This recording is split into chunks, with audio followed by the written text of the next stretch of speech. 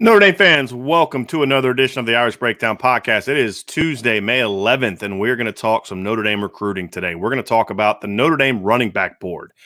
Here's what we're going to do today. Okay, today we are going to talk about, I'm going to go over the board. I'm going to talk about, number one, why Notre Dame is looking to take two backs in a class. What could be the circumstances that allows them to not take a second back in the class? And is there a circumstance which they wouldn't take a second back? Then I'm going to go over the board. We'll talk about Notre Dame running back commit Jadarian Price first. Then I'm going to talk about the guys on the board based on my rankings. We're going to look at their rankings. We're going to talk about film. We're going to watch some film, show you why I like each player.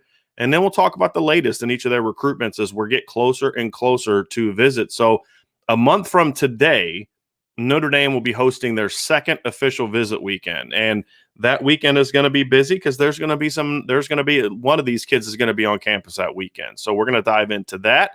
And so I appreciate everybody being with me today. This is going to be a podcast format. So I'm going to do the talk and I'm going to go over the board. I'm going to drop the information. We'll talk about the different things. At the end, we'll do a Q&A.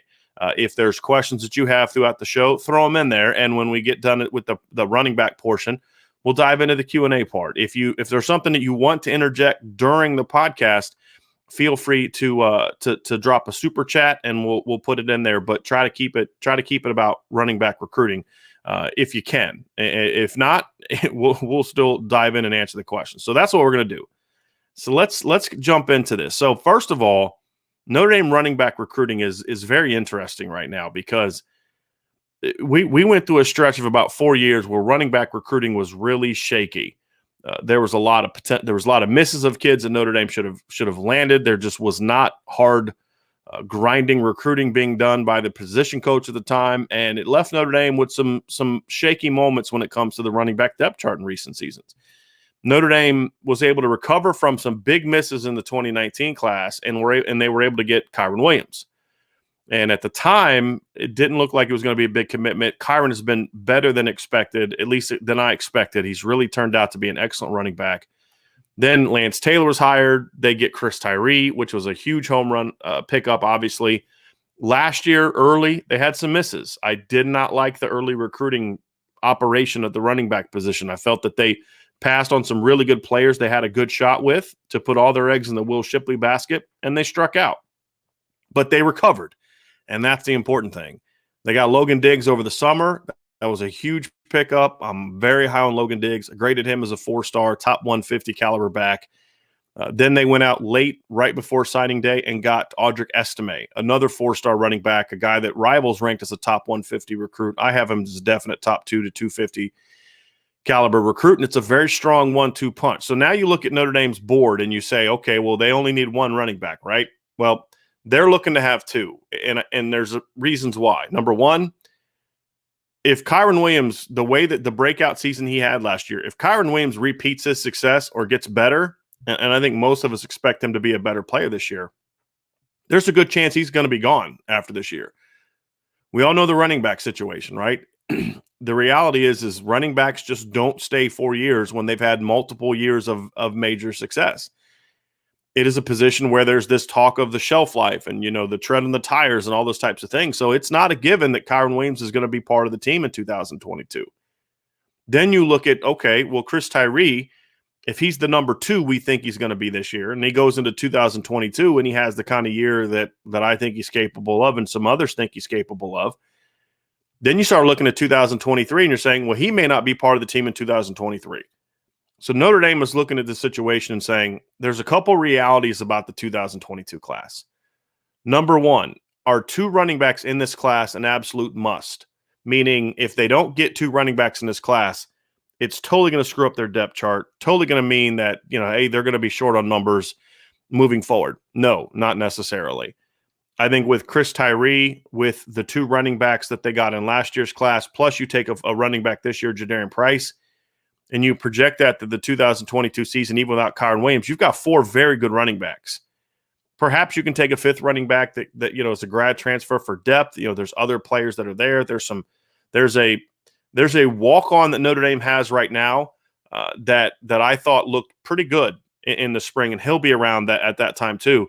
And he's a guy that you say, no, he's not a guy you're going to go out there and beat Alabama with. But if you have to have a fifth running back on your roster, that kid can play.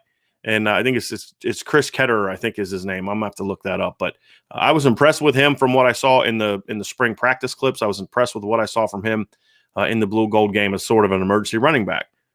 So they're in a situation where I honestly think there's a scenario in which Notre Dame won't take a second running back in this class. I think they're going to shoot high, and if they don't shoot high, if they don't land one of those big guys to go with Jadarian Price, who was part of that shoot high group, then I could see them passing on the position and maybe using that scholarship for another spot, potentially wide receiver, as one of the listeners has alluded to in the chat. Potentially they could use it for a fifth offensive lineman, a fourth defensive end, an extra defensive back. There's other things they could do. And that's not something that I have been told by anyone at Notre Dame that they're gonna do that, but it's just reading the tea leaves a little bit. They're putting all this work into sort of the big three that we've talked about, and we don't see a lot of other guys really being pushed for right now.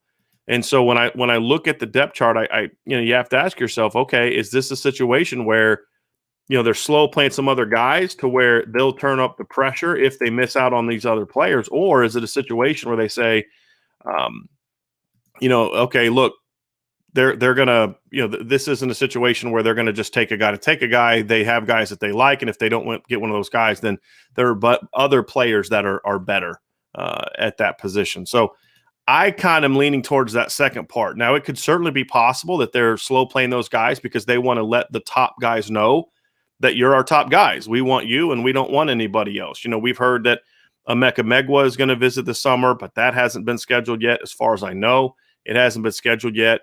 So I think that right now I could see a scenario in which Notre Dame says, we're going to get one of the big three, and if we don't get one of them, we're going to move on to another position. Now, part of the reason you have the ability to do that is because you already have Jadarian Price in the class. Jadarian Price is a kid that when I look at him, I watch him play. He's a very talented running back. We've watched his film before.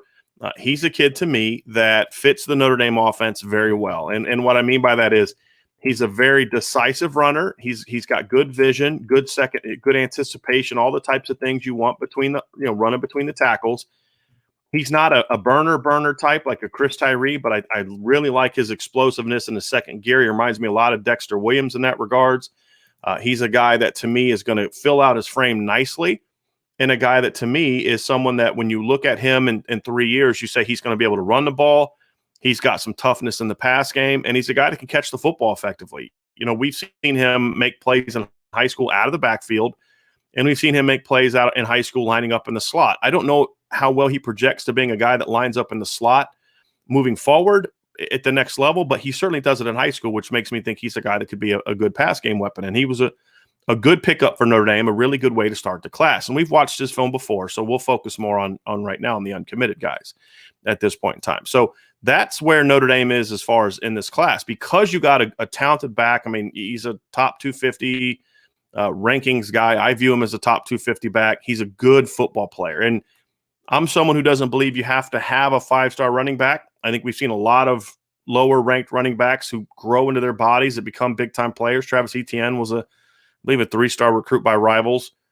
And if you have the kind of offensive line that Notre Dame recruits, you can get – give me a Kyron Williams every year. Kyron Williams is a 3-star recruit. Give me a kid like that every year, and I'll have myself one heck of a backfield. So that's where they're at, and it's a great start with Jadarian Price. And so now you focus on the big three.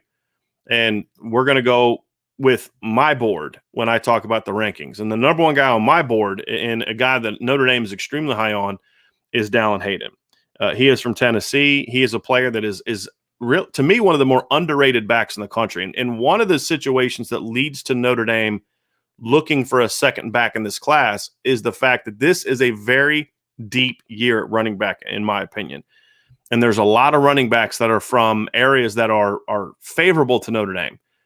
Tennessee is an area that is favorable to Notre Dame, especially when you look at some of the private schools. Notre Dame's had a lot of success in the state of Tennessee, going back all the way to the Harrison Smith and Golden Tate time. You've had Alex Bars. You've had plenty of players come from the state of Tennessee. Dante Vaughn, who's now in the NFL, came from the state of Tennessee. You got Prince Collie last year. So Notre Dame clearly has had success in the state of Tennessee, and this is a situation where he, to me, is the most complete back that is on the board for Notre Dame. We're going to dive into his film right now and check this out a little bit. And so here's the things when I look at Dallin Hayden, I see a guy that I understand why some of the services don't view him the way that I do, because he's not a guy that is a burner. But here's what I see, and you're going to see it from this film. He's got tremendous feet. He's got tremendous vision. He's a guy, look at that cut right there. Like, no, he's not a burner, but this kind of bounce right here, he's going vertical to hit that. And then watches, when I talk about acceleration, watch what happens after the jump cut. Okay. You're going to see him make this jump cut and watch him. He puts his foot in the ground and he's already back to full speed. Give me a guy that runs a 4.6 that can do that over a guy that, like a Josh Adams, who was a very good back, but Josh Adams can't make that play. Right? He makes that cut and he just outruns the defense. That's that play from another angle. That is tremendous, tremendous footwork. And it's really an impressive play. This is a kid that's got a really nice frame. You see the patience there, the vision, his second level anticipation. This is a kid that, to me, has all the tools that you want in a running back other than just that burner speed. But as we've seen in recent years, there's a lot of running backs that have a lot of success in the NFL that aren't burners, in college that aren't burners. The running back from LSU, Clyde Edwards-Helaire, who I talk a lot about, that's just a really smooth run right there. He ran a 4.6 at his pro day. Definitely not a burner.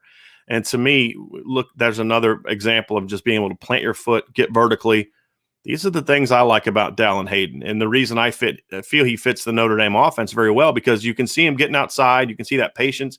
Notre Dame doesn't necessarily run a lot of plays where the running back is expected to outrun the defense to the sideline.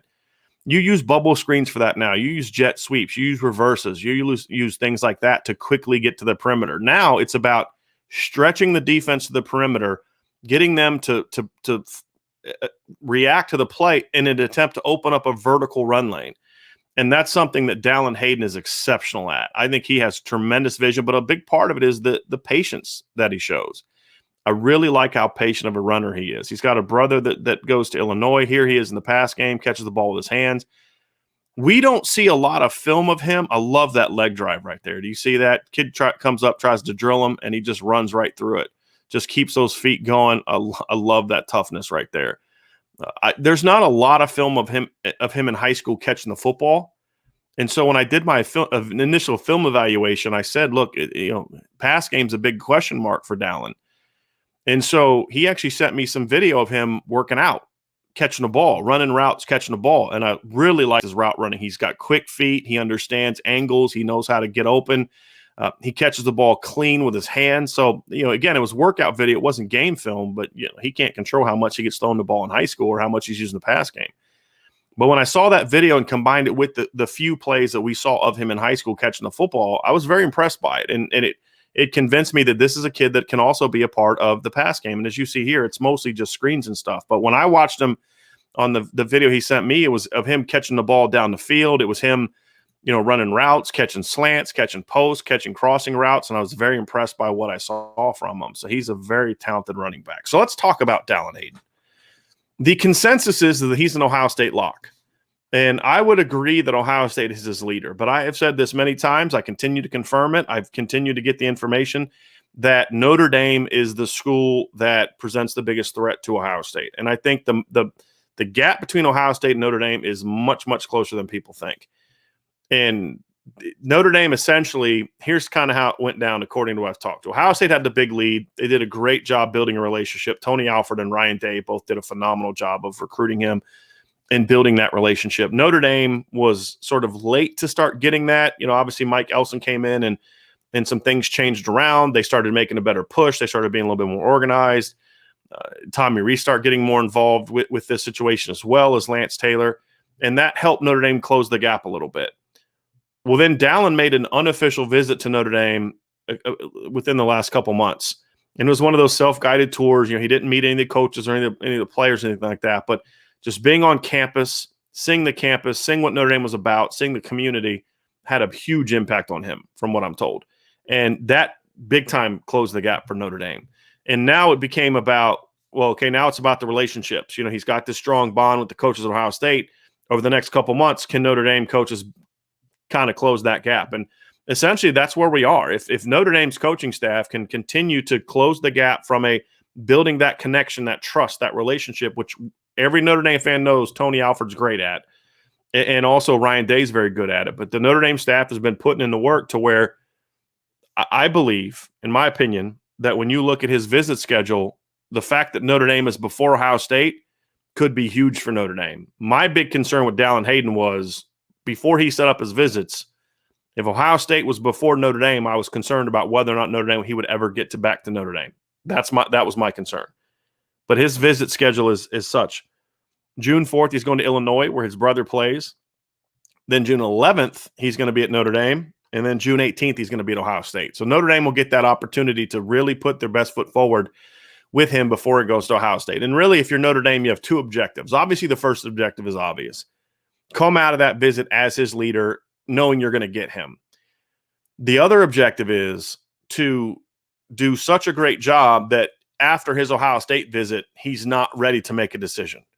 Those are the two objectives. And if you're not able to close the gap and he goes to Ohio State, then there's a good chance he'll end up at Ohio State. But if they can knock it out of the park with that visit, and I think they are in position to do so, I think Notre Dame has a much better shot to get Dallin Hayden than people think. And as I've said many times, the visit ultimately is going to be the key. And Dallin is the number one running back on my board in this class.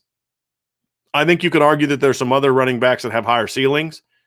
But as far as a guy that can come in day one, challenge the guys already on the roster, do a lot of different things, be part of a complementary backfield, or be the guy, either one. I think he can do both of those things. And to me, that's why he is my number one back. I graded him out as a top 100 recruit. I don't believe anybody else has him as a top 100 recruit, but that's how I see him. I think this is a kid that's not flashy, but just an incredibly productive football player. And when you look at his numbers as a junior, he had over 2,000 rushing yards and almost 10 yards a carry. He's a very talented back. Now, the number two guy on my board is Nicholas Singleton. He's had a very interesting recruitment, but let's first dive into what I like about Nicholas Singleton. I also graded him out as a 4-star running back that is a top 100 player. He is more of I think 247 has him in the 200s. Other people have him in the 100s. I view him as a top 100 back. Has a little bit of a higher ceiling than Dallin Hayden, but he also has more room that he needs to grow and develop as a player. He is a guy that comes from sort of a strange option offense. It's almost like the old Nebraska Notre Dame option where it's kind of out of the backfield. They run a lot of option stuff. He catches the ball. He's on the perimeter a lot. We don't see him running a ton between the tackles, but he does some good things between the tackles. But, this is a kid that's a very talented player and a guy that I think could end up being a very, very productive runner. His numbers from his junior year were just ridiculously stupid. I mean, he had like 1,300 yards rushing in 8 games and averaged like 12, 13 yards a carry. And we're going to watch a little bit of film of Nicholas Singleton. But what you're going to see here is you're going to see him catching the pitches a lot, catching tosses a lot, and just getting vertical. You just see you can see the suddenness just from watching this film. He's a big kid. He's 6 foot, 200 pounds. And you can still see he's got some very, very good long speed. Like Hayden, he gets to stop full speed in a hurry. But the reason I think he's got a little bit of a higher ceiling is he's got more explosiveness, in my opinion. I think Dallin Hayden's a more natural running back. You're going to see a lot of these type of clips from Nicholas Singleton, taking a toss, taking an option play, and doing those types of things. That's great. That shows off his athleticism, his home run ability. But a running back has to be a guy that can also do damage between the tackles, and that's something that we have to be able to see Nicholas Singleton do, and we're still learning about that. So here's another option play. Catches the ball, obviously, relatively well because, you can't burn the option if you can't catch the ball relatively well out of the backfield. But, this is a kid that's got a really well-built lower body. He's a strong runner. He plays defense. He's not a college defensive player, but you can see some of the toughness and physicality when he's on defense. You see him cutting all the way back here. This is just, this is not a run that projects to the next level all that well, but it just shows his vision and his willingness to say, hey, look, I'm going to find the opening. I'm going to hit it, and I'm going to go. But there's some really impressive tape here. You can see once he gets to the corner, he's gone. And he plays against very good competition.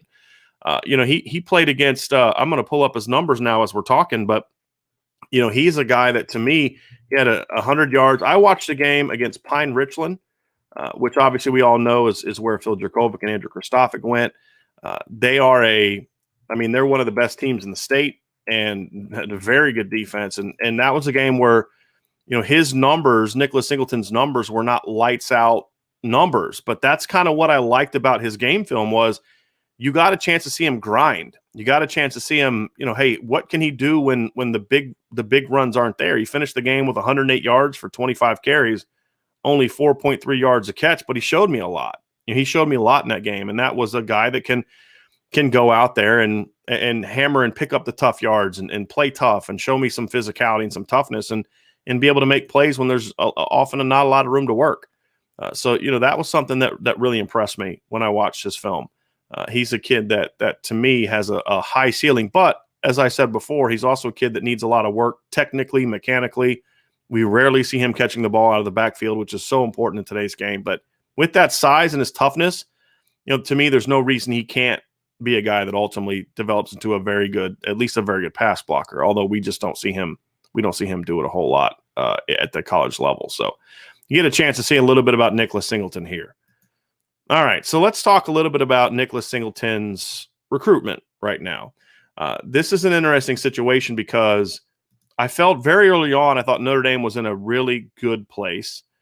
I felt that Notre Dame was, in my opinion, arguably his leader early on. This is way back before the pandemic and all that kind of stuff. Notre Dame was one of the top schools. Ohio State got involved. Then Penn State obviously had been involved, but they started to make a real good push, with especially their new offensive coordinator. I think Penn State's become a bigger factor. Ohio State's basically dropped out, but now Alabama's in the mix. And when you look at Nicholas Singleton's visits, he's going to be at Wisconsin on June 4th. He's going to be at Penn State on the 11th, Notre Dame on the 18th, and then he's going to be at Alabama on the 25th. Now, Alabama's in an interesting situation because they've already got a running back commit, Emmanuel Henderson. Notre Dame already has a running back commit, Jadarian Price. Well, Emmanuel Henderson's considered a 5-star running back, but you have to respect Nick Singleton. He's not afraid to go to somewhere where they've got a second back. A lot of the schools on his board already have another back in the class. But Penn State's considered the leader, but he's worked really hard to try to build that relationship with Alabama. And there's just something about me that says that Alabama may be a bigger player than some people think. But I still think Notre Dame has a shot here too. They're going to be sandwiched in between Penn State and Alabama. And so that's going to be a very different 3 weeks for Nicholas Singleton.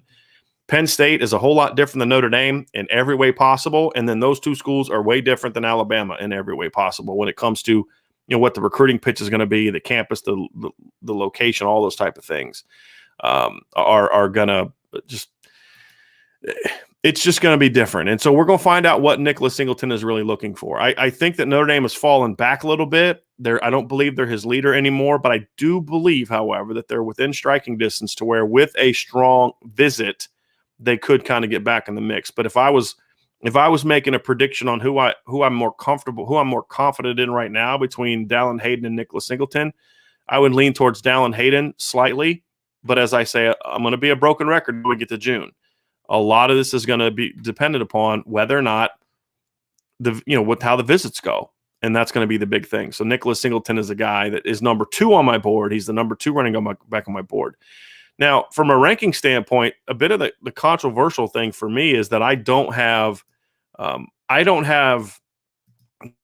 Sawchuk ranked as high as others. And I think he's a very good back. Don't get me wrong. I think he's a very talented back. I graded him out as a top 150 recruit and with a 4.5-star upside, which is that of a top 50 player. So I see the upside, but I just didn't think he was quite the dynamic back that those other guys are. I think there's parts of his game that are still developing.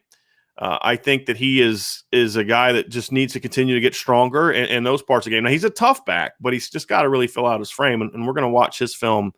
Now, the one thing that Gavin Sawchuk brings to the table that you're going to like is if he gets a crease, he's going to be gone. What I don't think he has quite the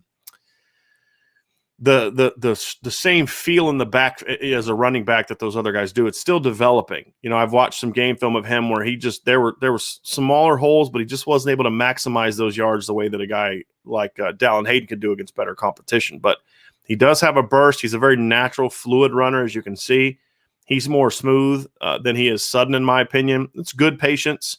But I see a really good running back. I just don't see the elite back that some other people see that rank him in the top 50.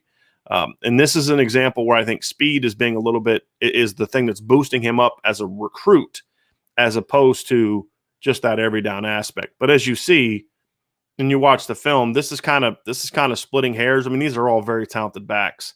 But when I see Gavin Sawchuk, I see a guy that if he gets into the second level, he's going to be gone, but he's just doesn't have that same immediate burst.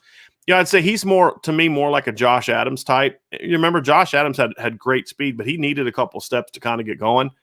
Whereas I view Nick Singleton and Dallin Hayden as more like a Dexter Williams. Now, Josh Adams and Dexter Williams were both home run backs, but Dexter was the kind of guy that he ran a 4.58, but his 4.58 started within step 2. Josh Adams ran a 4.48, but his 4.48 didn't start till he was 3, 4, 5 steps into his run, which is kind of how I view Gavin Sawchuk as a player. So that's just kind of where I see him as a running back at this point in time. Talented running back. His recruitment is also very interesting because when you look at Gavin Sawchuk, Oklahoma has made a big push for him. They already have a running back in their class. They have the kid from Mater Dei in their class. Smaller back, kind of a shifty back, not quite the same player that Gavin Sawchuk is. But I felt that Oklahoma was the leader for a while. USC's in the mix. He's going to be visiting both of those schools. And looking at his list, he's going to visit USC first on the 4th. Then he's also looking at Ohio State on the 11th. Then Oklahoma on the 18th. And then Notre Dame has him last, the 25th.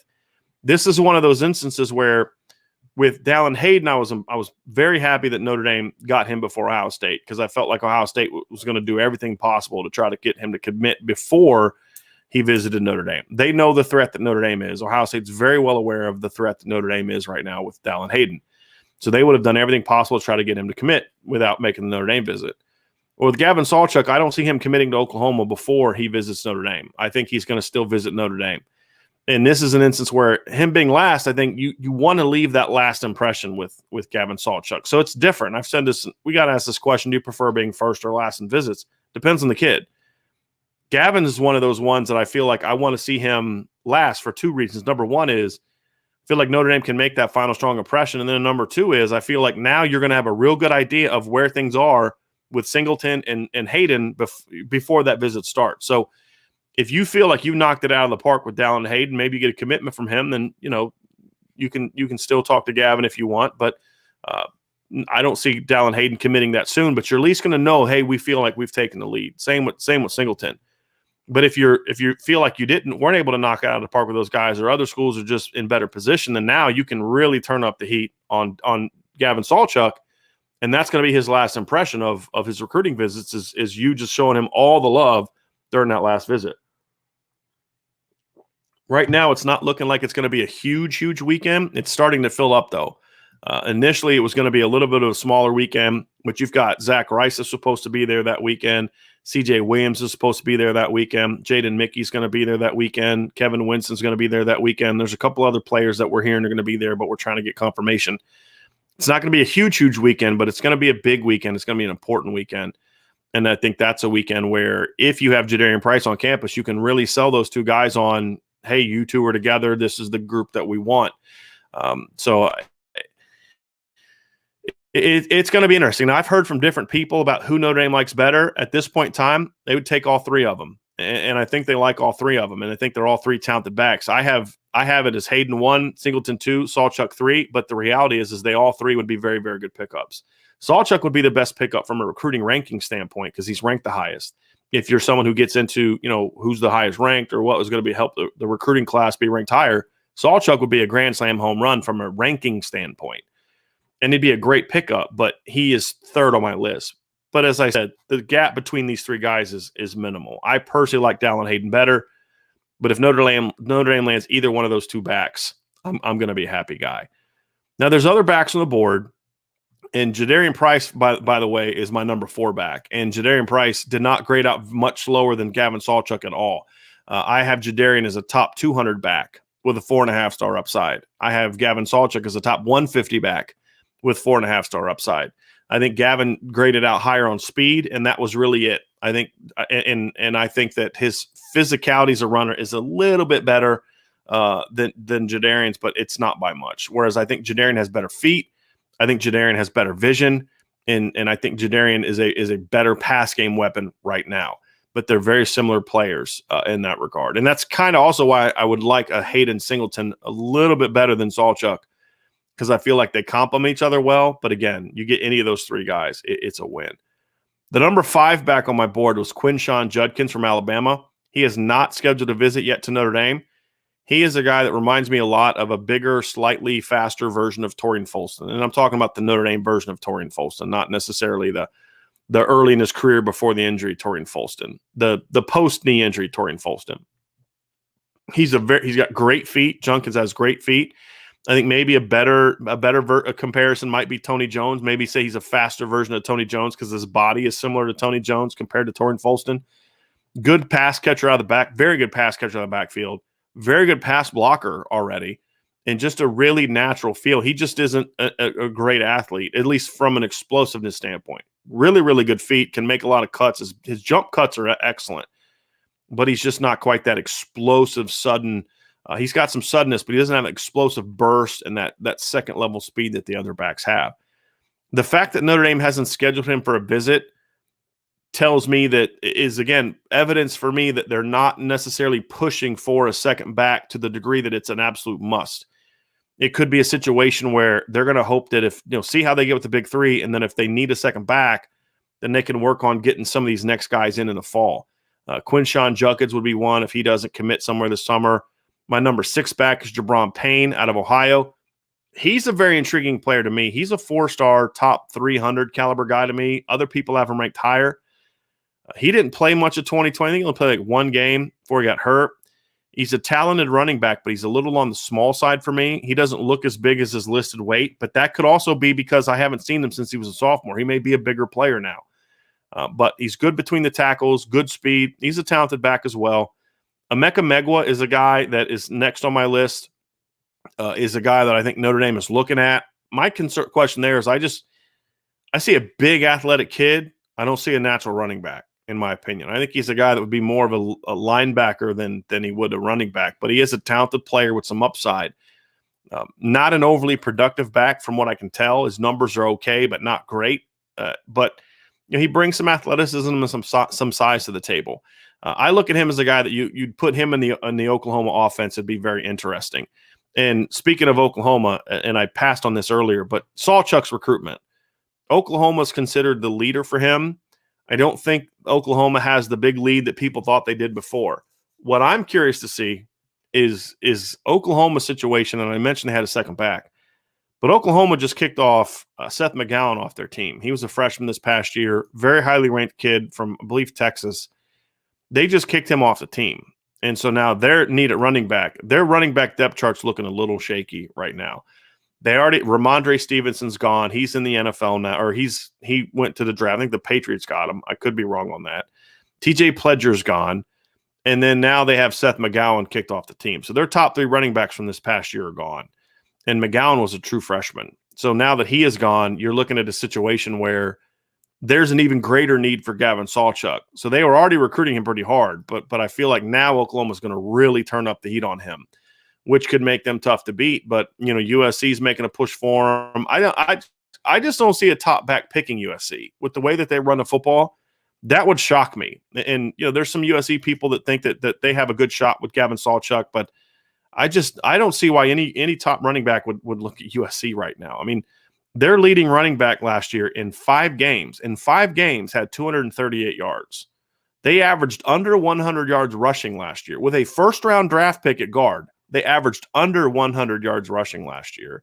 They averaged 118.2 the year before. It's just, to me, this offense is the traditional Mike Leach offense where unless you're a running back that just wants to catch the ball all the time, and that's not really Gavin Sawchuk's game, I don't see USC being a player there. That one would shock me. But I do think Oklahoma is going to be a player, and Sawchuk is also going to go to Ohio State on the 11th. Ohio State's also making a push for him.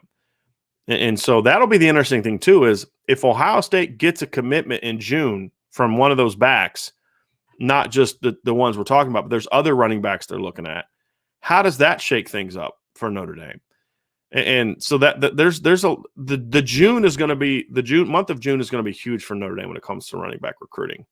And I could see a scenario in which they miss on all three of them. And I could see a scenario in which they're get to a position at running back like they are at linebacker, which is we have more guys that want to come than we have room for. It just is going to depend on the visits. And so that's my board. That's the latest at running back. That's kind of how I see the situation right now. I think Notre Dame is in good position right now to get one of those three. If I was a betting man, I'd go with landing one as opposed to missing on all of them. But I also like the notion of you're swinging for the fences because you've already got a really good running back in the class. You got two really good running backs in last year's class. There's no need to take a second back just because. Swing for the fences. Focus on the big three. Get one of those three that you can get, and then move on to next year. And that's kind of where I'm at with running back recruiting at this point in time. So what we're going to do now is we'll open it up to questions. If you want to talk about the running back depth chart, if you want to talk about running back recruiting, you can. If you want to focus on other things, we can talk about other things too, and then we'll end it once we get through all the questions. So I appreciate everyone being on the show with me. Obviously, D-Rock's in the house. Jonathan's in the house. A lot of guys appreciate it.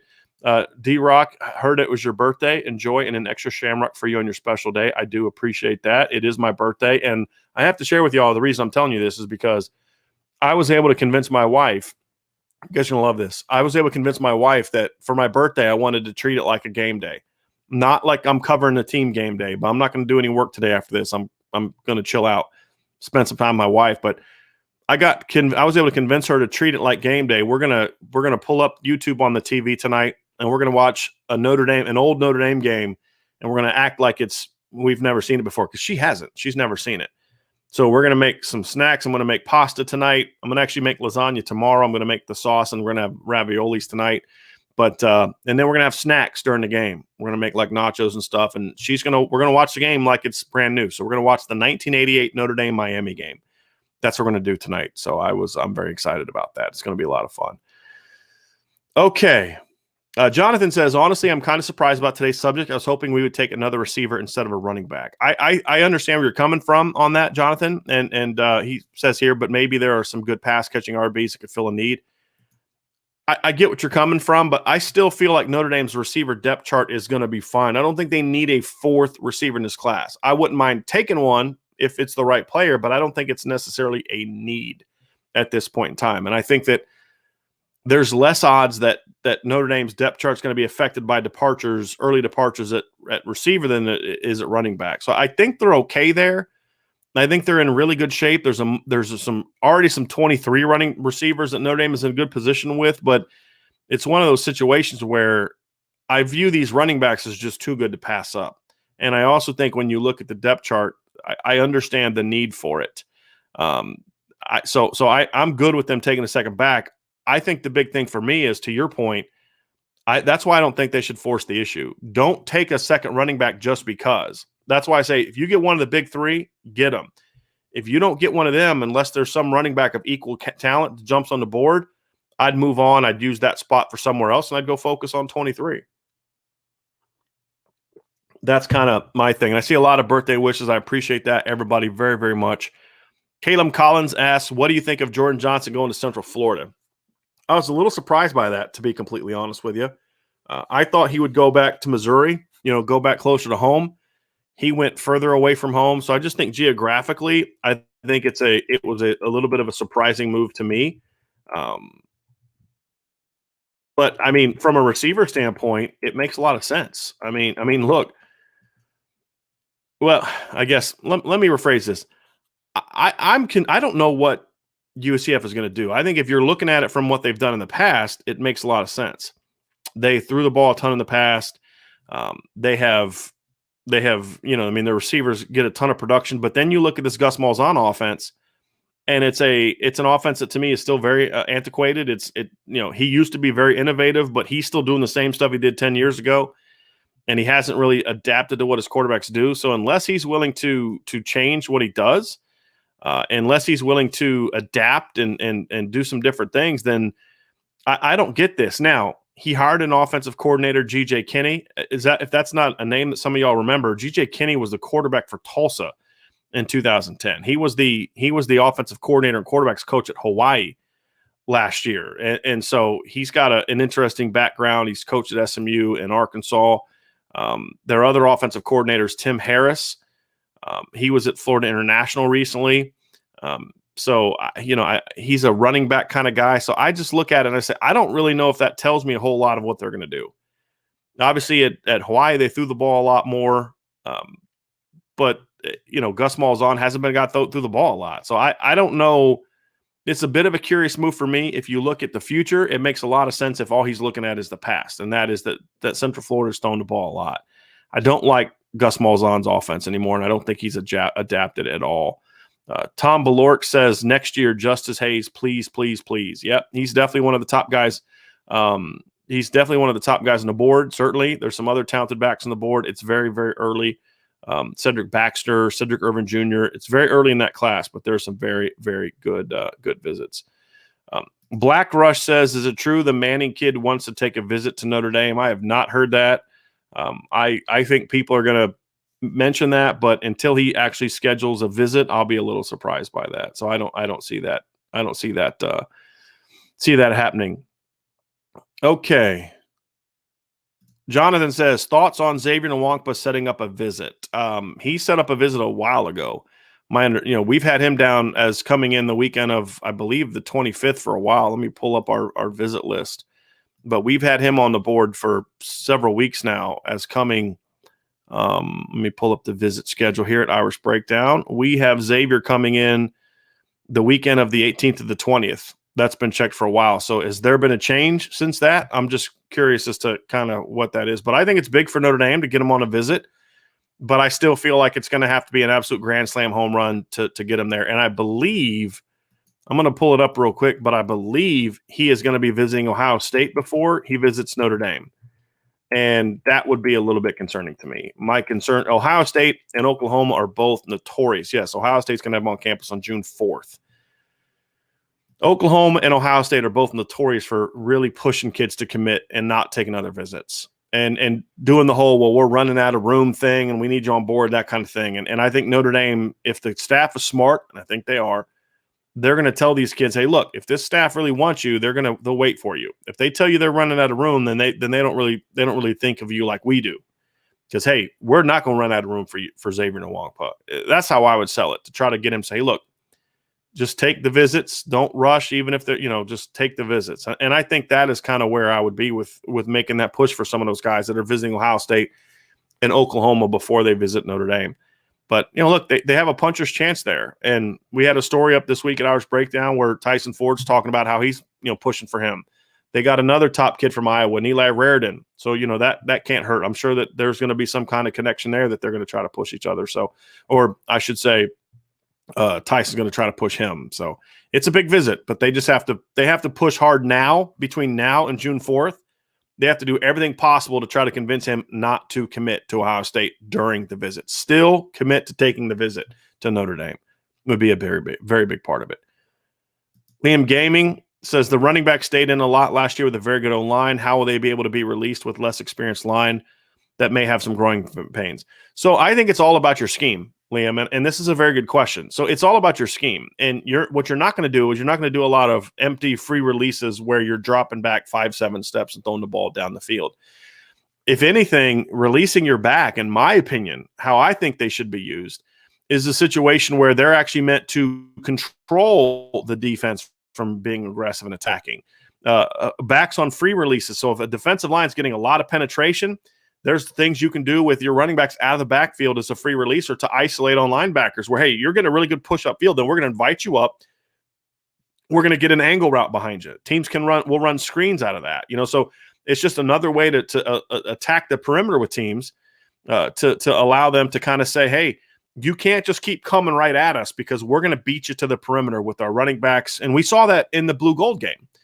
A perfect example is, Notre Dame's just killing the offensive line. They're bringing a pressure. They run a quick swing route, free release swing route to Kyron Williams, and he just outruns Bo Bauer to the sideline. They're going to be able to do that a lot with Kyron, and they're going to be able to do that a lot with Chris Tyree. And then Kyron, if you can't outrun yet, has got great open field ability. So I believe that he's the guy to me that is going to those guys he's going to be able to make a lot of people miss in space. And I really like it. John A1 says, happy birthday. I appreciate that. Appreciate the super chat very much. The game I like to watch on YouTube is the '06 Michigan State comeback game in the rain. Enjoy Catholics versus convicts. So I'll say this. I like watching the second half of that game. Watching the first half of that game is miserable, absolutely miserable.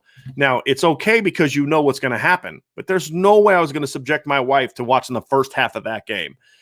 So I wanted to watch a game that would be a really fun to go through. I had thought about the 93 Miami Florida State game, but I just really want to watch the 88 game because it just, obviously that was the last time Notre Dame won a title. Just kind of reminds me of that time. And, that's kind of game I picked. But, it's interesting is the best game from '05 is the game they lost. And I can't watch that either because from '05 they lost. And the best game from '06, I would probably say is probably the best finish was that. But the best game to watch from '06 for me is the Penn State game because I hate Penn State and they absolutely smashed Penn State. And that was a Penn State team that, those fans talked a lot of trash about that game. And it was a pleasure to watch them just get absolutely smashed. So I enjoyed that very much. Maddie K says, I'm very excited about the running back core for the next few seasons, recruiting and current roster. Thoughts on estimate and what you see? I like Audric a lot. I think he's a physical kid, but he's not. Here's the thing about him. He can run you over, but he's not like Christian Okoye, right? He's not going to just run you over just because. He's got really nimble feet. He can make you miss. He's a nice one cut and go runner. Very good vision. Better long speed than I thought he was going to have when I saw his dimensions. I thought he'd just be a thumper. He's got better long speed than I thought. He can make plays out of the backfield. He can make plays on the perimeter. He can run the outside zones that Notre Dame likes to run because he's got really nice vision, anticipation. He can hit that vertical crease. He's such a thick build that he just runs through arm tackles. And I think he's a very talented back. I think both of those kids are very talented backs. I personally like Logan Diggs a little bit better, but I know other people that like Audric estimate better, and I think they're very close in ranking. But the thing I like about him too is they complement each other very well. Partly because of how good Logan Diggs is in the pass game. I mean, you can use them together. Logan Diggs can line up in the slot, run routes. He can catch the ball in the backfield. They're both over 200 pounds. So they can both be lead blockers for each other.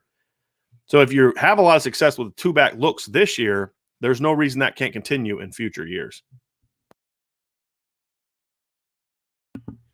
All right, Jonathan asks, if Notre Dame can steal Nwankpa and Hayden out from under Ohio State, we might have to hire a security team for our billboards. If they steal one of those guys, you might have to do that. There's no question about it. That would be huge. And, practically speaking, if I don't expect Notre Dame to beat Ohio State for more kids than Ohio State beats Notre Dame for this year. I just don't. I think that'd surprise me. And we've already seen Ohio State beat Notre Dame for kids. The key for me is that we need to see Notre Dame beat Ohio State for at least one or two kids. And especially if one of those guys is a top guy. You say if they can steal Nwankpa and Hayden, I'd be happy just for one. And not only does it mean you've landed an impact player, but it also, more importantly, it means that you're now able to go you're one, willing to go toe-to-toe with those kids, and B, you're able to. And honestly, Jonathan, if I could, so Xavier Nwankpa, to me, fills the bigger need, right? So if we're just talking need, he fills the bigger need. If I'm talking big picture from a recruiting, which one of those two would mean the most to me? It'd be Hayden. And the reason I say that is because if Marcus Freeman and that defensive staff are able to go beat Ohio State, that won't shock me because anyone that watches football the last 3 years knows that Notre Dame's had a better defense than Ohio State the last 3 years. Notre Dame can sell that. Marcus Freeman can sell that. Marcus Freeman's doing a great job. It wouldn't shock me if he goes out and pulls off an upset over a team like Ohio State. To see this offensive staff pull off that kind of upset over a school that has just owned them in recruiting, especially at that position, would signal something even deeper to me, which is, okay, now the offensive staff is winning some of these battles because, again, the previous offensive staff won some of those battles, but the guy that did most of that is gone. The guy that beat Ohio State for all those offensive linemen is gone. This staff with Tommy Rees leading the charge with Lance Taylor, if they can go beat Ohio State for Dallin Hayden, that to me would be something to behold and say, uh-oh, Notre Dame's someone to look out for. And that would send shockwaves through the college football world because I think they expect Notre Dame defensively to get these guys because of how good Notre Dame's been on defense. But if Notre Dame can beat Ohio State for a running back a year after Ohio State did what they did running the ball and what they did, what they've done at running back, with Notre Dame scoring 33 points a game and Notre Dame can go beat them for a running back that they want. I mean, to me, from everything I've heard from my sources, Hayden's Ohio State's top choice. So if Notre Dame could beat them for his top choice, that would be huge, huge. All right, Connor Patness, is there any 2023 running backs you have your eye on? At this point in time, Connor, I'm not really focused too much on 2023 running backs. As I've looked through it, there's some guys on the board. People have talked about, goodness gracious, I'm drawing a blank here, but people have talked about Justice Hayes. I keep wanting to Justice Haynes. I keep wanting to say Justice Hayes, the kid that Notre Dame got that flipped to Michigan a while ago. They've offered Cedric Baxter, who was committed to Florida State, has since decommitted. He's got interest. Treon Webb and Richard Younger, guys they've offered from Florida too. They're highly ranked guys. I don't see Notre Dame being a player there. Cedric Irvin Jr. is a guy that they're on. Dalton Brooks from Texas. So it's so early with those guys. I don't view any of them as oh yeah, Notre Dame's going to get that guy. So I honestly haven't paid a lot of attention to it because also they're focusing on this one right now. Okay, here we go. With Elston, Johnson says, with Elston biting kneecaps off with the recruiting push, I would love to see what he's changing up for official visits. Me too. That's something I'm very much looking forward to seeing is how does Notre Dame, Notre Dame has always done a great job on official visits with presenting data and facts, and here's the vision and academics, and all those things are great. And those are so important to Notre Dame because that's what makes Notre Dame different. But I do think there's room to also then to make it more of a pump and circumstance as well as that informative, here's what Notre Dame is about. And I think that kind of combination could be important.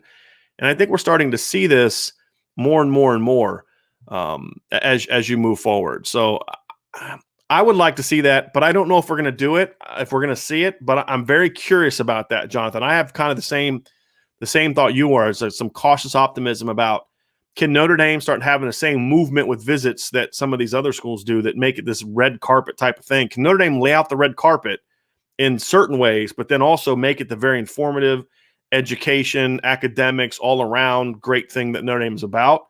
I think they can. And, we'll kind of see. Hey, Chili, I see this comment you made. I like him. Seems to run a little high, though. Just curious who you were talking about there. I didn't see your comment till just now, so I'm not sure if you were talking about Singleton or Hayden or Sawchuk. So if you can let me know which guy you're talking about, we can talk about that. But I appreciate the comment. John Galler says, been listening to you since BGI. That was back when I was doing shows with Lou. Always focuses on my mind and love learning more about the game. What are ways to support the stream and Irish Breakdown? The biggest thing for me, and I say this all the time, the biggest way to support our channel is to, number one, engage with our channel. And that means going to our site and reading the articles. Look, the biggest moneymaker for us right now is still the website for now. You can sign up and become a member for the website right now, but I'm not really pushing that because we don't have our message board yet, and I'm not going to push the premium really right now until then. You can do chat, you can do super chats right now. So like as you're watching the shows, you can donate money to the channel, which we certainly appreciate and always appreciate that financial support, because we all know you are working your tails off and all y'all are working, making money and putting in the work to do that. And if you're willing to share that with us, we greatly appreciate it. But the biggest thing for us is just the way that people can help us without giving us directly their money is to just watch, support us, check out the show, share our content, read all of our articles, sign up for the newsletter. There's a link to it in the description of this podcast. I've now included it in all our videos where you sign up for the daily newsletter.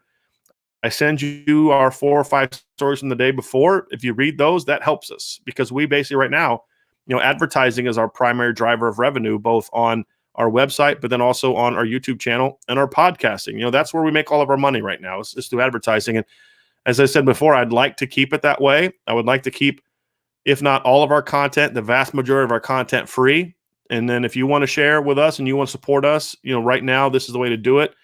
I've contemplated getting a Venmo and a Patreon account, but I just feel like creating those is sort of like begging for money, and that's just not really my style. If you want to help us out, and you can help us out, and we would greatly appreciate it. But I don't want to get a situation where we're like begging for money by putting a Patreon. That's just how I feel. Other people do it differently. That's totally fine. It's just that's how I feel. And I just say, look, we're going to put out a great product, and if you want to support it, then support it, and we'll greatly, greatly appreciate it. Okay.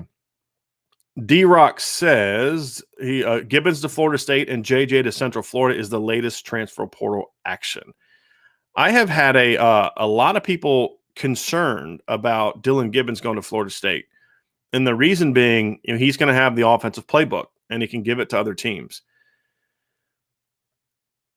That's not a concern of mine. And I'm assuming that he will have it. He will give them the playbook. But look, you can watch film of a team and know all the plays that they run.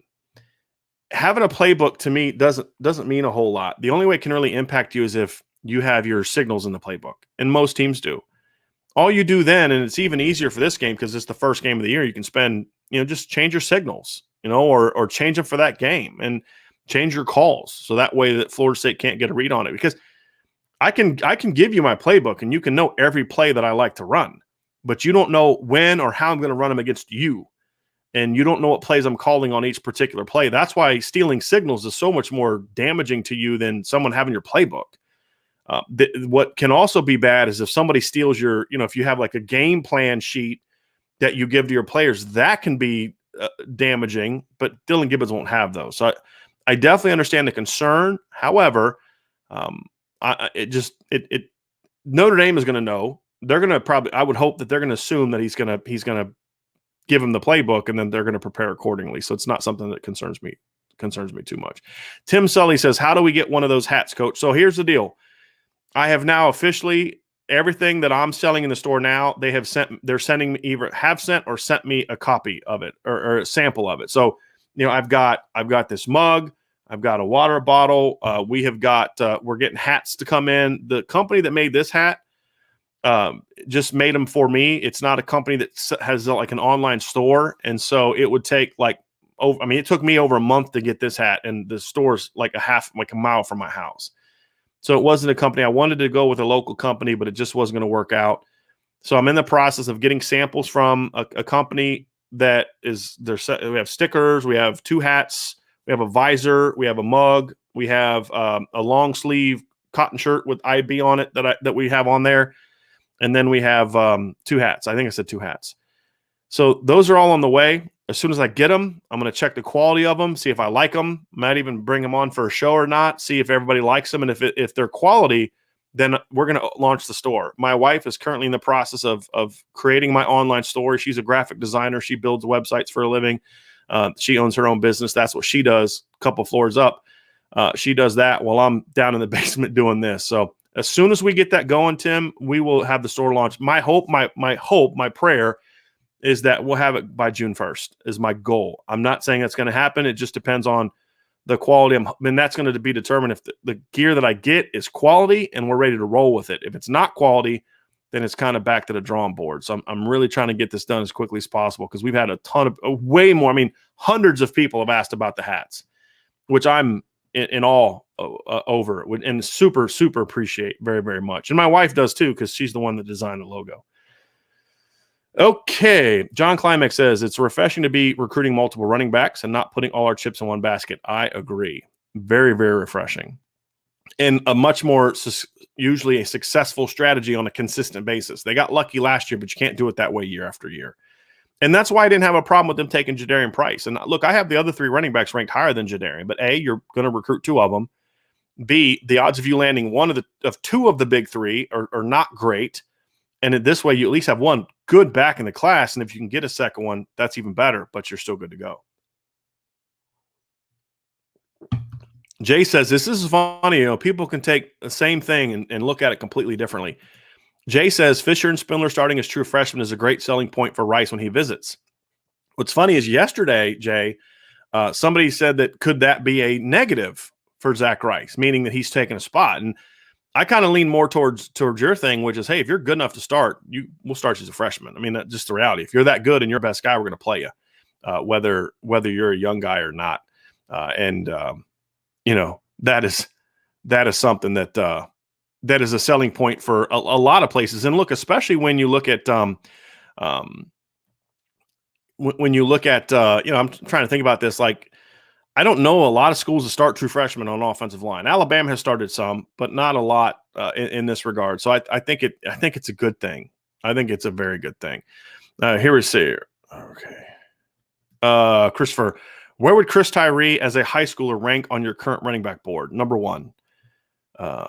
Let's see here. He would be the top guy. Look, I looked at the grades. His grade as a junior was higher than the current grades as a junior. Dallin Hayden's not that far behind, but his explosiveness was so much better.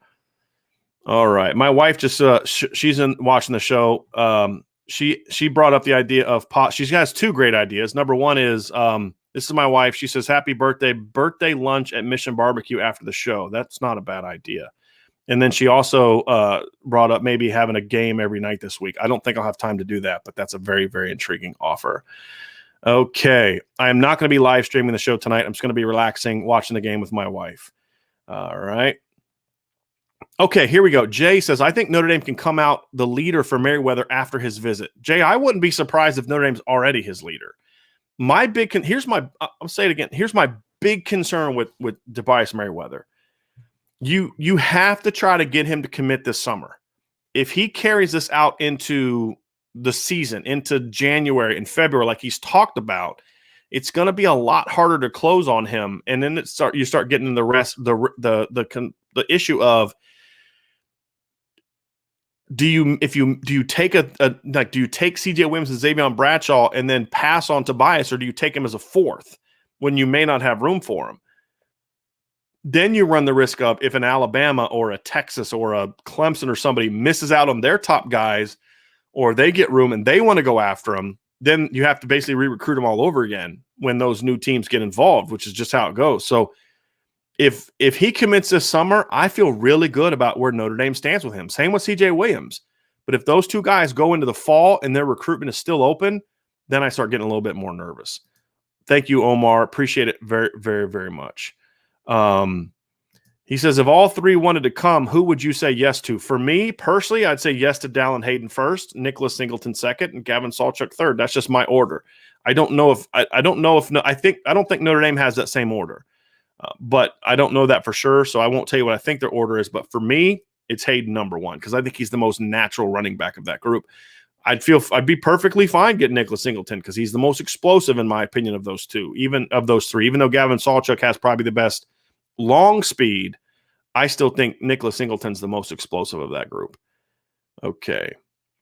This isn't a bad idea. Play the 73 Sugar Bowl as an appetizer in honor of Lou. That's not a bad idea at all. I think we might actually do that this week. Because you know what, Liam, I've never watched that game fully. I've only watched like some clips that Lou had showed me in the office, but I've never sat down and watched that game in its entirety. That's not a bad idea. I may do that this week. I may actually do that this week. Okay. Yeah, this is the best moment for that. That's a great story from there. Okay. John A1 says, where does the running back position rank for you in modern football? For me, it would be fourth. Quarterback, left tackle, wide receiver, running back, tight end. How do you see it and prioritize running back and recruiting? Well, I think it's different for every program. And for me, at Notre Dame, boy, for me at Notre Dame, I'd probably rank it fifth. I'd say quarterback, I'd say wide receiver, tackle, left tackle, center, and tight end, actually sixth. I'd say those five positions all to me are more important because look, if you have a great running back, but you don't have great linemen, then you're not going to be successful. If you have great linemen and just a good running back, you're going to be successful. So to me, it's about prioritizing the offensive line. It's about getting perimeter skilled players and getting a great quarterback. And then at Notre Dame specifically, they have to have a great tight end, in my opinion. The Notre Dame offense just isn't the same without a great tight end because you're not going to have a receiving core that has Devontae Smith, Jerry Jeudy, Henry Ruggs, and Jalen Waddle. You're not going to have Justin Ross and T. Higgins on the same team. You're just not. You have to be great at the five up front, at tight end and quarterback. Do that, and then you can figure out how to be an elite offense without it. I didn't view Clyde Edwards-Helaire as a big-time recruit. He wasn't a super highly ranked guy, but he fit that LSU offense. He was a great complement to those other great players. And I think that's why you see in the NFL as well, you don't see running back prioritized. I mean, people were shocked that two running backs went in the draft this year in the first round. Well, Najee Harris and Travis Etienne were phenomenal college football players, but it's just the value of that position isn't as great because running back is so much more dependent on other positions, much more so than other positions are dependent upon a running back. And I think that to me is really where it comes from. Let's see here. This is great. Fun fact: the last time USC beat Notre Dame was 1,626 days ago. That's tremendous.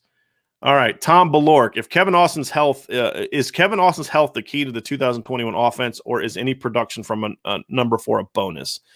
Would be nice to see him healthy. I do not believe he's the key. I believe the key to the offense in 2021 begins first with the offensive line developing. Number 2 with the quarterback position. If those 2 positions are strong, Notre Dame has enough offense, enough skill at running back, tight end, and receiver to be fine if Kevin Austin doesn't emerge. Having said that, if Kevin Austin plays to his potential and those things happen, then this offense could be clearly be a 40-plus point per game offense, because you're going to put him with Michael Mayer. You're going to put him with, the other slot receivers, Avery Davis, Lawrence Keys, the speedy guy, and Braden Lindsey. All of a sudden you have a very dynamic offense, and we didn't even talk about the running backs. So, that's very important. People are talking about, I read somewhere that Manning was doing a Midwest swing at some point during his recruitment. That could be, and maybe he visits campus that way. But look, y'all can keep talking about Arch Manning, but I'm just telling you, he's not going to come to Notre Dame. If he comes to Notre Dame, that would be the biggest shock in the world to me. I don't see any chance he's going to come. I believe Peyton visited Notre Dame too, didn't he? Some of you older folks would know that better, but I don't see it. I mean, y'all, we can keep asking about it, but I don't see it. And if he does visit as part of a swing, that doesn't mean that he has legitimate interest in Notre Dame. I don't see it. I don't know who's reporting that, and I'm sure whoever's reporting that talked to Cooper, who's his dad, but I just don't see it. Here we go. Kevin Kelly, if they miss out on the big 3 running back in this class, is the portal a viable option? Guys like Chez Mellusi, Tariq Murphy, and David Bailey come to mind. And, of course, a very happy birthday. Kevin, thank you so much. I don't think that running back, that those 2 things have anything to do with each other. Chez Mellusi, Tariq Murphy, and David Bailey are all guys that are going to be transferring somewhere for 2021. Notre Dame has 0 problems at running back for depth in 2021. They've got Kyron Williams, they've got Chris Tyree, they've got Sebo as of now, and they've got the 2 freshmen. I don't think any of those guys would necessarily add any value to the 2 you already have at the top or over the freshmen, in my opinion. I'd rather go play the freshmen. These running backs are for 2022. So those guys will be going into their second year by that point in time.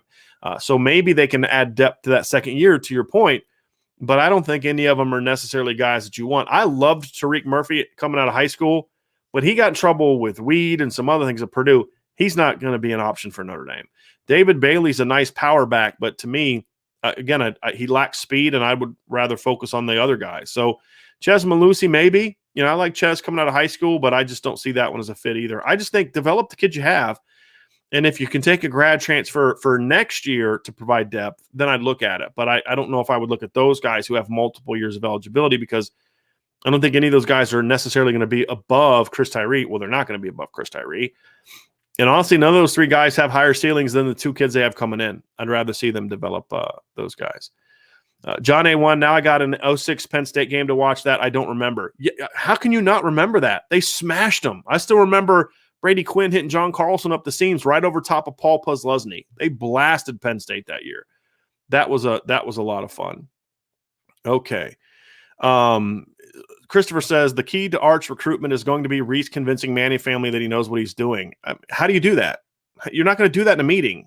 Look, there's plenty of talented, very talented 4-star top 100 quarterbacks in this class. You don't need to spend all this time trying to recruit Arch Manning when you know you're probably not going to get him.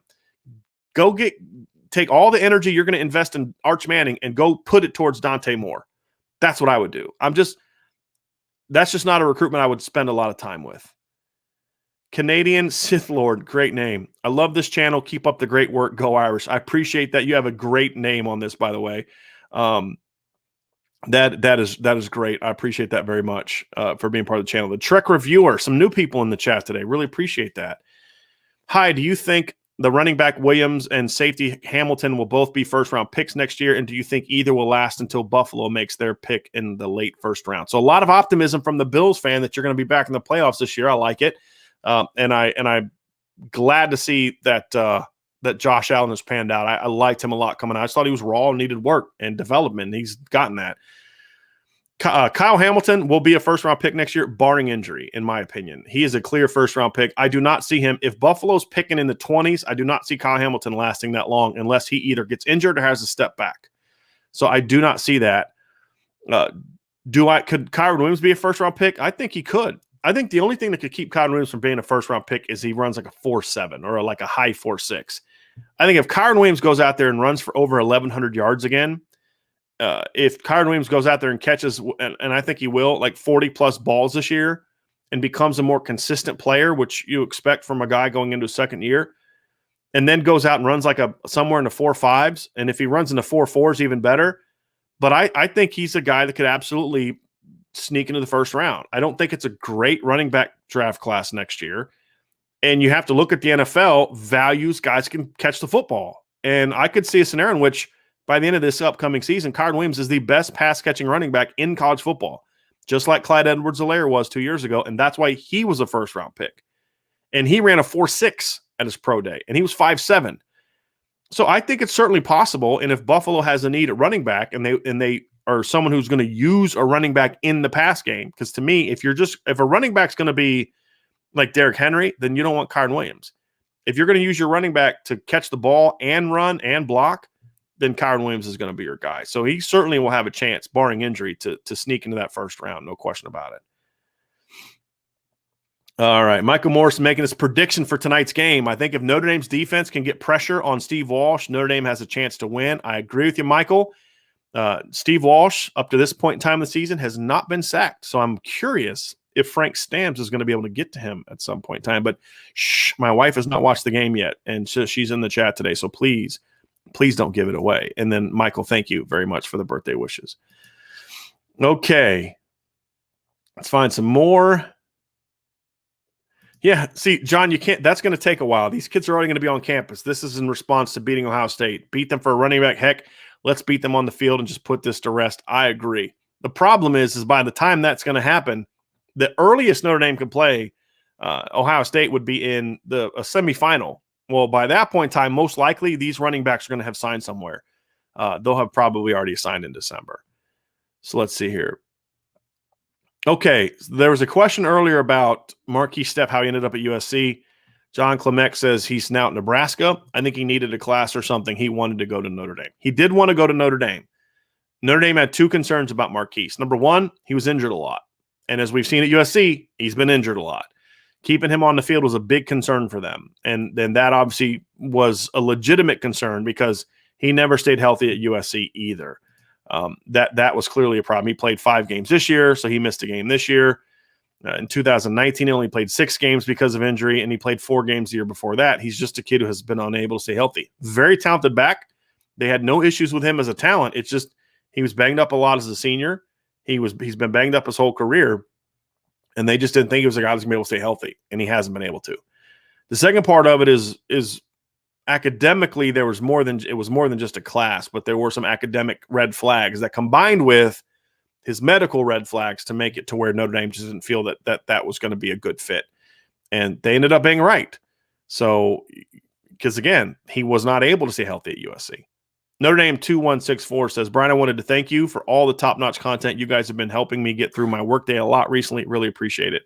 I'm glad we could help. I appreciate you being a part of it. I think you've asked a question in every chat we've had so far, which I greatly, greatly appreciate. Means a lot that you support our channel the way that you do. It really does. And we're going to continue to try to keep it rolling. So we'll definitely do that. Okay, Brian Denbo says, hey, Coach, you mentioned in a previous show the need for a true Mike linebacker maybe not appropriate for today. Is there a way you can use your running back to facilitate the need for a true Mike? Or is the way you use your running back to facilitate the need for the true Mike? No, I think it's more about, for me, it's more about having an extra big physical guy that can crash the run game to give you a better chance of defending the box with 5 guys, which can be difficult. But, to me, it's a situation where it's just more about numbers. You're going to be at a numbers disadvantage. So then you need a guy at that position that can be a hammer, that has instincts, that has size, has physicality, can take on guards and get to the running back, is really more about how I see it. Tommy Leonard asks, do you know how Gibbons projects to Florida State's roster? Do you think, barring injury or something big like that he'll be a game one starter, and at what position? He's a guard for them. He's not a center. He'll have a chance to battle for guard. Do I think he'll have a shot to start? Yes, because their offensive line is pretty terrible. So, yes, I think he'll have a shot to start. And I am getting this note. This is a sad note. D-Rock, a couple people said, reporter for the Honolulu Star Advertiser reported that former Hawaii quarterback and Heisman Trophy candidate Colt Brennan has died per his family. That's very tragic. I would appreciate if you're the praying type like I am, that you say a prayer for his family. He's still very young. He was the Hawaii quarterback of the year. I think they got all the way to playing, I think it was Georgia in the Sugar Bowl. Very, very prolific college quarterback. So very sad for his family. I think he's been out of the NFL for a while, but very sad and tragic for his family. So I appreciate you guys sharing that and letting us know what you meant. S says, in an ideal world, if you could pick one, and he went down and clarifies later, he meant 2022 running back to add to Notre Dame's class, who would it be?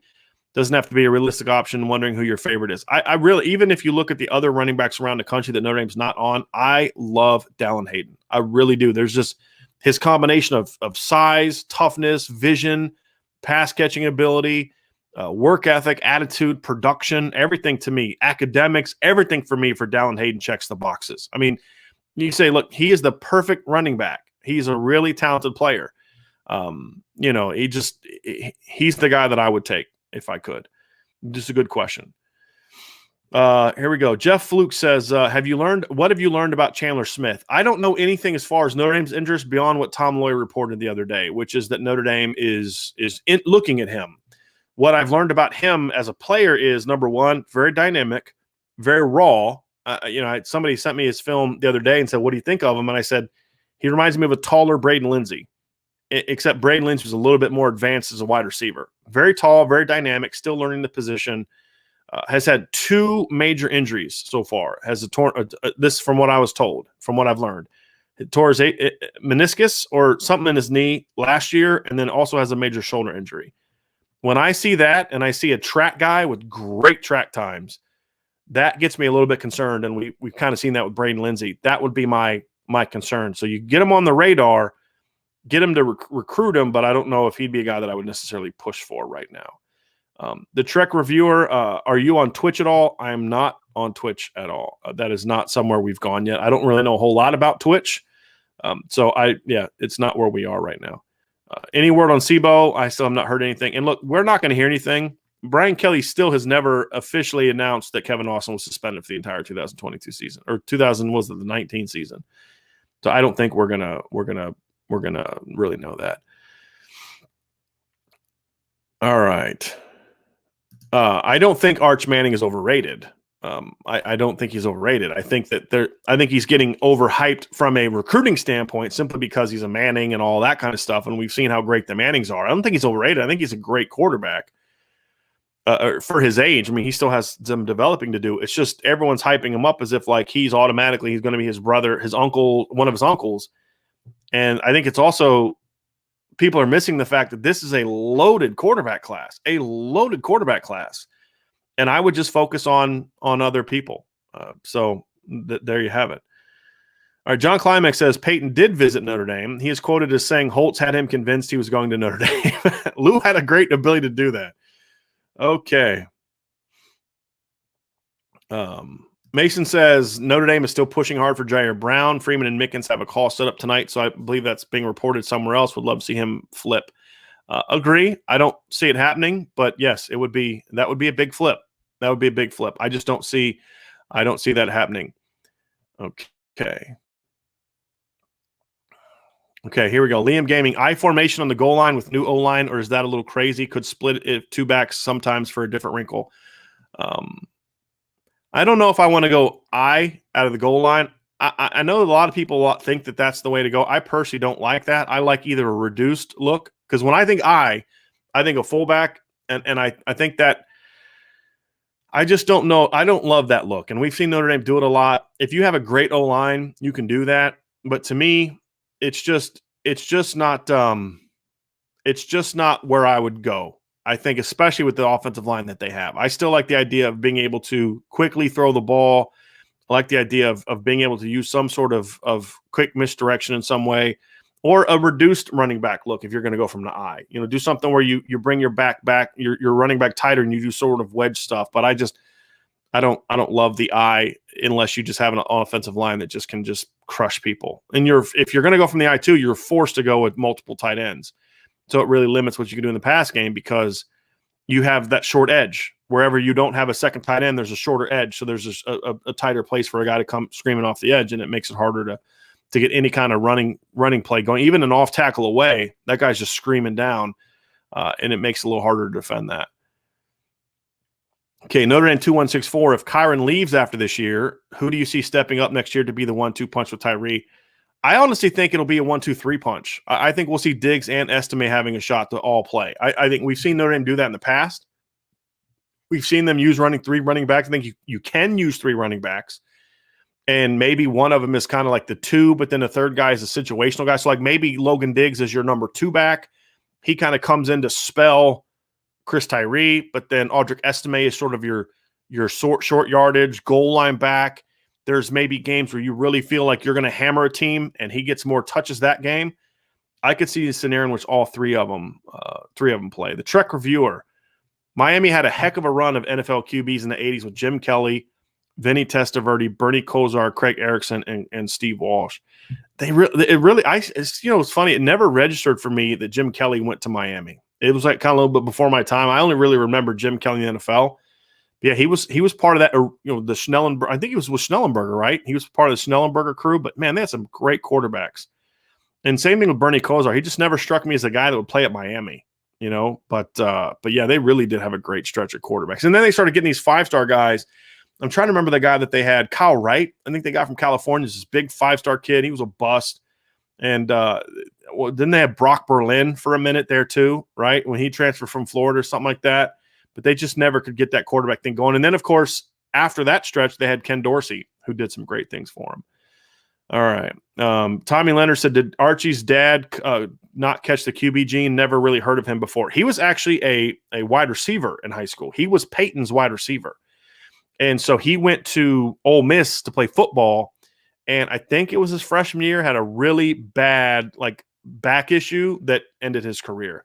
They do if you want to learn more about it, they did a great, I think it was on the SEC network, The Book of Manning. If you've never seen that, check it out. It is awesome. Really very, very, very well done. It's about like the only thing that they do well. Thomas Walsh, Gino Torretta. Forgot about Gino Torretta. I thought he was overrated, but he played on a great team. But yeah, he was also part of that stretch of great quarterback play there. Okay. Here we go. S. Coach, regarding the injury concerns of Step, I thought once Notre Dame accepts a commit, they don't move on to injury. For example, Hunter Spears and the multiple leg injuries. This is a little bit of a different situation because it wasn't so much an injury. His injury didn't keep him. It was a history of injuries, and then it was combined with the academic part of it. And so what Notre Dame said to Hunter Spears and other players is, look, we will honor your scholarship. And, you come here to play, and there's a thought that he'll be able to make it. But it was with Marquise, it was the combination of the two things. They didn't think he was going to be able to stay healthy, and then he had the academic thing, and that's really where it went sour. So here we go. Here is there any possibility that the transfer of JJ without any resistance by the coaching staff could bode well to their beliefs about Kevin Austin's health for the season? I hope so. I don't know how they could possibly know that this early in his recovery, but I hope so. I hope that's what that means. All righty. P-Dub says, looking at the transfer portal, it seems that the Power 5 schools are using the lower Power 5 schools and G5 schools as farm systems, and it's only going to get worse now that they've opened it up. So that is certainly going to be part of it. So that looks like all of it that we have for questions today. Really appreciate everybody being a part of the show. Appreciate you joining me to talk Notre Dame football today. It's been a lot of fun. We talked running back tomorrow. Vince and I will have two shows tomorrow. At 1 o'clock, Vince and I will talk Notre Dame defense. So yesterday we talked about what we learned about the Notre Dame offense and the questions that still persist. Tomorrow we'll talk about the defense. And then tomorrow night at 8 o'clock Eastern, we'll have our Wednesday night. It's going to now be an annual or a weekly Wednesday night podcast, which is going to focus on recruiting. Tomorrow night, we're going to talk about 2023 quarterbacks, which I think comes at a great time when you consider all the questions that people have at Arch Manning. We're going to dive into the board. We're going to watch some film. Going to talk about who I think Notre Dame's interested in, some guys I think Notre Dame should then get interested in, watch the film, and then we'll talk about it. So, say only an hour and a half today. Hey, y'all ran out of questions. So if we had more questions, we'd keep going, but y'all ran out of questions. So I appreciate it. Appreciate the kind words, Jonathan. I'm going to go upstairs, talk to my wife about getting some Mission Barbecue. If you are Connor, appreciate that very, very much, my friend. Appreciate it very much.